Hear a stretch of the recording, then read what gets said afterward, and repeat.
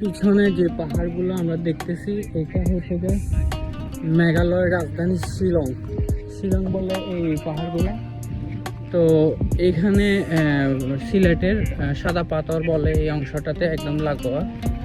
তো এখানে প্রচুর ট্যুরিজম আসে এবং এই শিলংটা হচ্ছে যে খুব পপুলার। এখানে একটা বাজার আছে, যে বাজারটার নাম হচ্ছে যে বারা বাজার। বারা মিন্স বড় মার্কেট।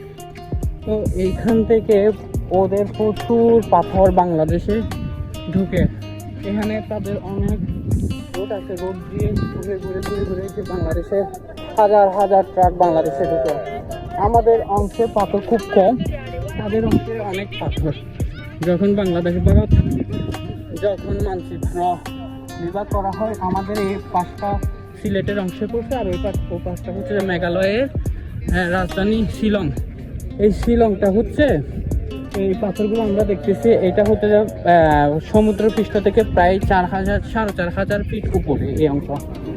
তো এখানে খুব পপুলার এবং এই শিলংয়ে মেঘ থেকে মেঘালয়টা হয়েছে এবং প্রচুর এখানে মধু পাওয়া যায়।